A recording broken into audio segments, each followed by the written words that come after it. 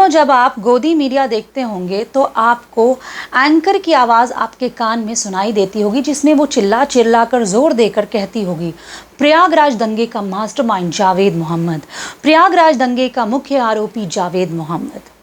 जावेद मोहम्मद आरोपी है या नहीं है, अभी इसकी तह तक कोई गया नहीं, सीधे नाम दे दिया गया कि मास्टरमाइंड है। ये हमारे देश में एक विडंबना चल रही है साल 2014 के बाद से, जब नाम अगर उर्दू है, अगर आरोपी मुसलमान है तो उसको सीधे मास्टरमाइंड कहा जाता है, उसको सीधे आतंकवादी कहा जाता है, पंचर पुत्र कहा जाता है, हलाला की औलाद कहा जाता है। लेकिन अगर अपराधी हिंदू है, सरेआम वो मुसलमान औरतों के बलात्कार की बात करता है, तो भी उसको गोदी मीडिया के एंकर्स कहते हैं बजरंग मुनि महाराज। ये फ़र्क साल 2014 के बाद से इस देश में पैदा हो गया है। जावेद मोहम्मद का घर इलाहाबाद में ढहा दिया गया। उस मकान को ढहाने से पहले नियमों की जो कोताही बरती गई है, उसको लेकर इंडियन एक्सप्रेस ने बहुत ही विस्तार से खबर किया है। उस खबर के अनुसार 8 फरवरी को इलाहाबाद जल निगम की तरफ से एक रसीद के अनुसार आफरीन फातिमा की मां परवीन के नाम 4,578 रुपये का वाटर टैक्स जमा किया गया है। 28 जनवरी को नगर निगम की एक रसीद के अनुसार मकान संख्या 39C/2A/1 परवीन फातिमा के नाम पर है और साल 2020-21 में इस घर का हाउस टैक्स भी जमा किया गया है। इसके बावजूद इस घर को ढहा दिया गया। प्रयागराज डेवलपमेंट अथॉरिटी की तरफ से भी जो नोटिस दिया गया था, उसमें ये मकान जावेद मोहम्मद के नाम है, परवीन फातिमा के नाम नहीं है। इंडियन एक्सप्रेस से बात करते हुए जावेद मोहम्मद की छोटी बेटी और आफरीन की छोटी बहन सुमैया ने बताया कि ये मकान 20 साल से पहले उनके नाना कलीमुद्दीन सिद्दीकी ने अपनी बेटी को दिया था, जिसके बाद वो पहले 1 फ्लोर का मकान था, बाद में उसको 2 मंजिला बनाया गया।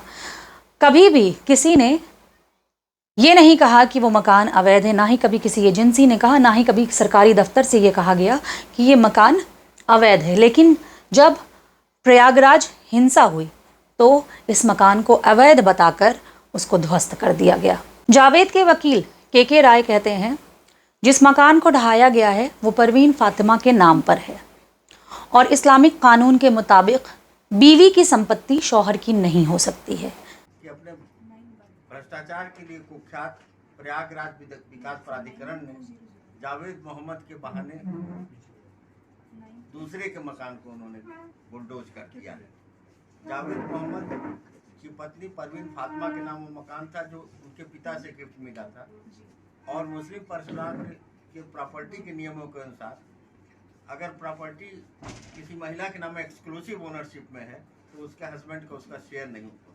सारे कागजात जो मेरे पास हैं उसमें मकान के मालिक के तौर पर परवीन फातिमा दर्ज हैं और नोटिस इन्होंने जावेद मोहम्मद को दिया है। जावेद मोहम्मद का वो मकान नहीं है।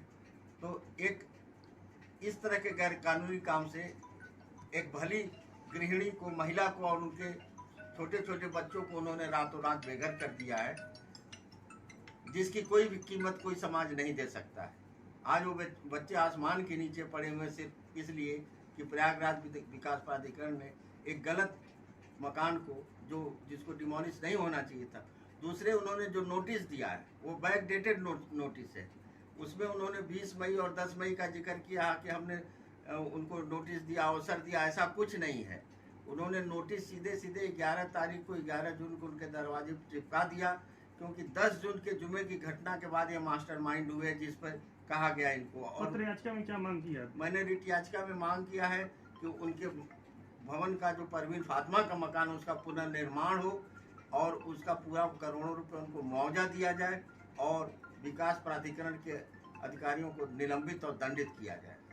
अखबार आगे कहता है कि पहचान जाहिर न करने के नाम पर पीटीए के एक अधिकारी ने बताया कि हमें इससे कोई मतलब नहीं था कि मकान पर मालिकाना हक किसका है। जब हम वहां पहुंचे तो देखा कि पत्थर की एक पट्टिका लगी है जिस पर जावेद मोहम्मद का नाम है।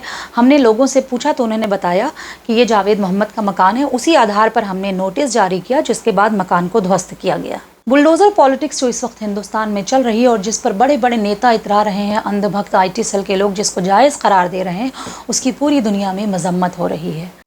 कुछ तस्वीरें आप देखते जाइए मेरी स्क्रीन पर, किस तरह से लोग इस बुलडोज़र नीति का विरोध कर रहे हैं।